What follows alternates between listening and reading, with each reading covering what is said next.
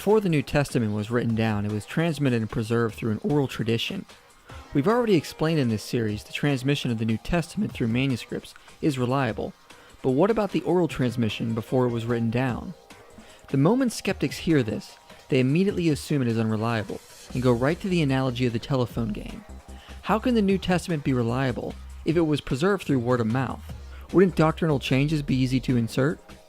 The problem is this is really one giant attempt to judge another completely different culture with our own Western cultural views. People in the modern West have a hard time understanding how ancient people could retain large amounts of detailed teachings, since we live in a culture that is flooded with written information and several ways to record and reference things.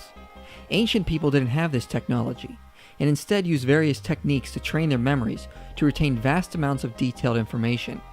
Using these techniques today, combined with hard work and dedication, can yield the same strong memory skills.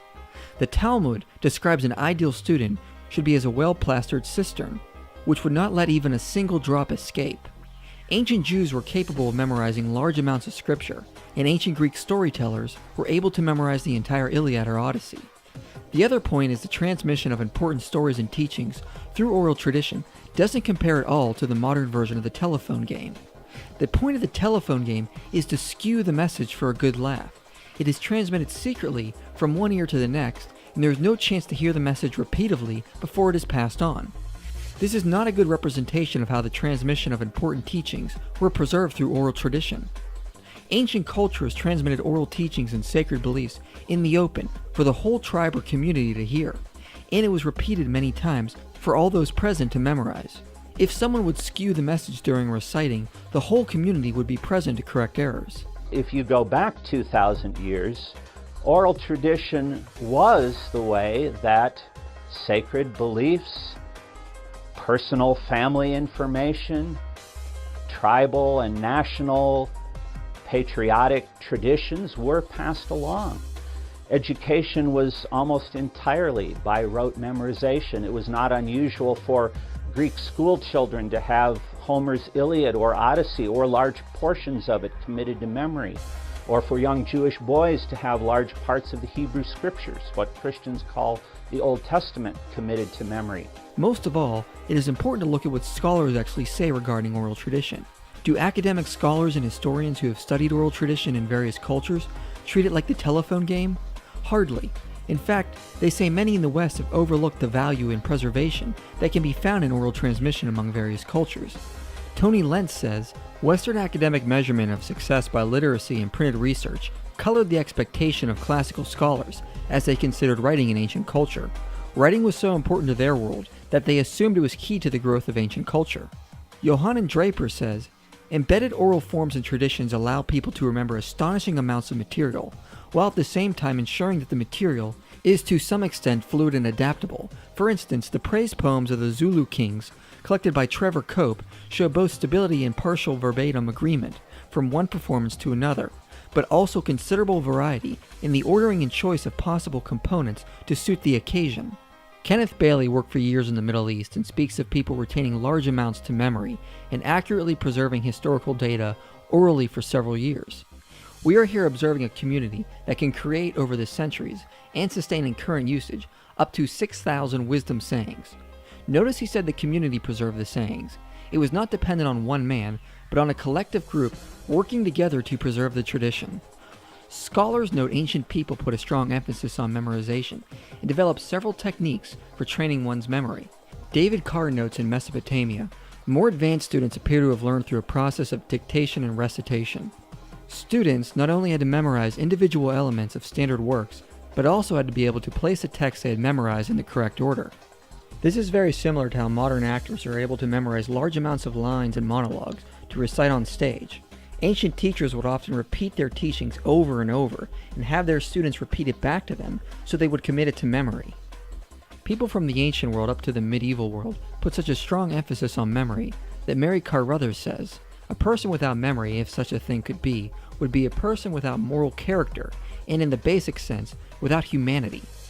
And this was no exception in ancient Judea. David Carr notes Josephus recorded Jews could recite their laws easier than their own names. It was not uncommon for a Jew to have the entire Old Testament memorized by age 14. They took the book of Proverbs seriously when it said to write the law on the tablet of their heart. This was a culture that Jesus and the apostles were born and raised in. Memorization of large amounts of teachings in Scripture was the standard, so there is no reason to assume the disciples of Jesus could not retain and memorize large amounts of his teachings. Such a duty would have been expected in becoming a disciple of a rabbi. With that being said, we must recognize there are two forms of oral tradition, controlled and uncontrolled. A controlled oral tradition means that the material is memorized and identified as a preserved tradition. It is not meant to change, but be preserved.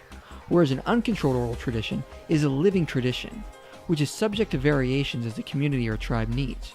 There is no set teacher and no control within which the material is passed from one person to another, and is open to additions. So the question becomes, what was the New Testament, a controlled or uncontrolled tradition? The obvious solution is to look at the surviving texts of the earliest Christians and see how they viewed the words of Jesus, and see if we can find structures for memory enhancement. If memory enhancing structures exist in the text, we have a clear indication the text was meant to be memorized and preserved, not changed throughout time. There is in fact plenty of evidence in the New Testament which indicates a controlled tradition. First, we already indicated the culture they were raised in put a strong emphasis on memorization and preserving tradition. But also, Jesus taught in much the same way Jewish rabbis of his day taught.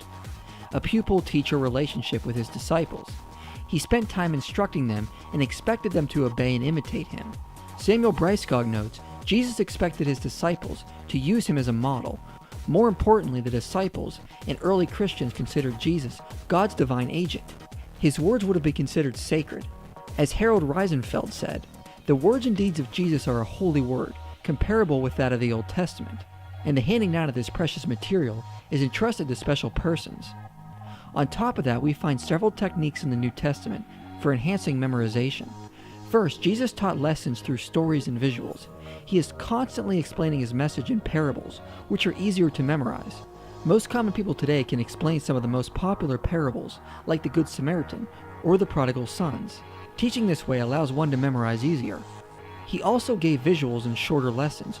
Examples like Mark 10:25, where it is easier for a camel to go through the eye of a needle than it is for a rich man to enter heaven.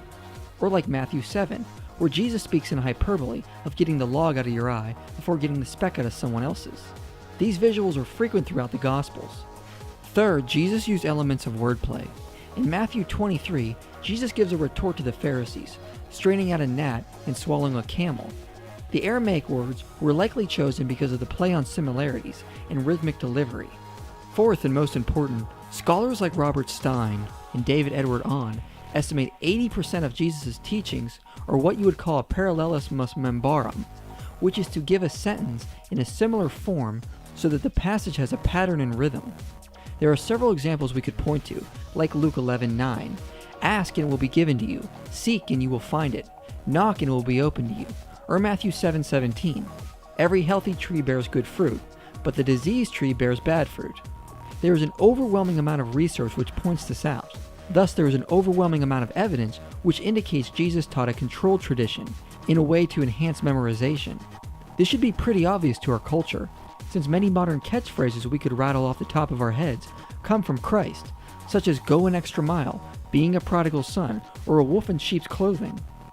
Now, skeptics may try to argue these passages were made up years later by the church. However, that is a baseless conjecture. A community creating an uncontrolled tradition would have no need to make up the facade of a controlled tradition in order to fool people hundreds of years later, or put into the text an unnecessary amount of subtle hints and off-the-cuff comments of a controlled oral tradition. The burden is on the skeptic to explain why a community would feel a need to make these things up, because the fact remains, there is plenty of evidence which presents a preserved controlled tradition, and it is far more parsimonious than assuming an elaborate conspiracy without any direct evidence. Plus, if the words of Jesus were made up later to suit the needs of an early Christian community, why don't they reflect actual problems the early church faced? Why were the teachings of Christ not invented to suit their needs, such as later problems like if Gentiles needed to be circumcised, or what was the place for speaking in tongues, or what the resurrected body would be like? If the words of Jesus were later invented to suit the needs of early Christians, why don't we find phrases that suit every need of early Christians? It is clear the teachings of Christ were preserved, not made up to suit the needs of a later community. It is also important to point out this way of teaching will encourage memorization of important doctrines and teachings, not necessarily exact wordings. But as we've seen in part 2 of this series, exact wording is not what is important, but the preservation of the teachings and historical accounts. Variations in delivery can change as long as the same message is given. So when skeptics try to claim it is a huge deal we do not have the exact words Jesus spoke, they miss the point. The New Testament was meant to preserve the teachings of Christ. It is the message of the gospel that saves, not specific words. There is really no difference in message if one reports, "And he entered the temple and began to drive out those who sold," or, "And Jesus entered the temple and drove out all who sold and bought in the temple." As Jocelyn Small says, for oral cultures, it is not the words, but the story or the gist that counts. As long as what was really important was stated, how it was stated was not the issue. As N.T. Wright says, if we come to the ministry of Jesus as first-century historians and forget our 20th century assumptions about mass media, the overwhelming probability is that most of what Jesus said, he said not twice, but 200 times, with of course a myriad of local variations. Evidence for this is seen in Matthew and Luke's different renders of the Lord's Prayer. In Luke, Jesus states it after he is approached by his disciples while praying, and in Matthew, Jesus is reciting it in a Sermon on the Mountain. Christ, of course, ministered for approximately 3 years and would have repeated the same message to different crowds, which would have encouraged memorization among his closest disciples and followers. The essential doctrines and teachings would have been hammered into their memories. As John Wyndham said, "It is exceedingly unlikely that Jesus taught about prayer only once. It is natural that he should have given the Lord's Prayer in his ask, seek, knock sayings more than once, and not always in identical words." Last, there is a clear indication specific eyewitnesses and followers of Jesus were trusted in preserving this tradition. Luke begins his gospel by telling us he received his information from eyewitnesses and ministers of the word. Luke uses the Greek word huperetes, which is the Greek word for the Hebrew word hazan. The hazan in Judea was responsible for keeping the scrolls in the synagogue. So in Luke 1:2, we read he received his information from the hazans of the word. The usage of the single definite article in Luke makes it likely that these were carefully selected eyewitnesses who were trusted with keeping the oral tradition in check. Therefore, we have evidence the tradition was protected and preserved by designated authoritative eyewitnesses. If you remember in Acts chapter 1, when Judas is being replaced, the requirement for his replacement is that he had to be with the ministry from the beginning. And the reason is that the apostles had a role in overseeing this tradition. In fact, Luke refers to those who orally reported the tradition in the churches as those who are eyewitnesses and ministers of the word from the beginning. So this role of the apostles exercises a control in how this material is being passed on from church to church. Even if all this evidence was not available, the idea that Christian doctrines and accounts of Jesus drastically changed before they were written down is refuted by the fact that scholars have identified several early oral creeds and hymns quoted in the New Testament.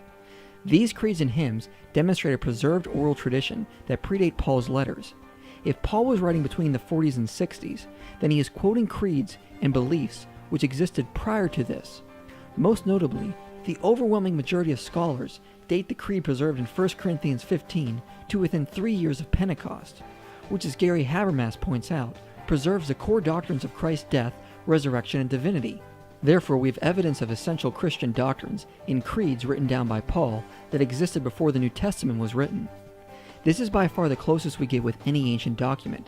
The fact that some of our material is dated to within 3 years of the source is unheard of with other ancient literature. But even if these creeds did not exist, the idea the oral tradition would have been corrupted is unsupported and is nothing but paranoid suspicion. Scholars estimate the reliability of an oral tradition can last for over a century before we could expect corruption to seep in.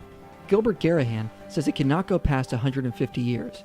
Marlene Kiklamani sets the limit at 200 years. This is well within the time frame of when the New Testament was written down, even if we take the latest dates for when the books were written. Therefore, when we actually look at the evidence, we see there is no reason to doubt the oral tradition of the New Testament, and there is plenty of evidence that indicates its reliability.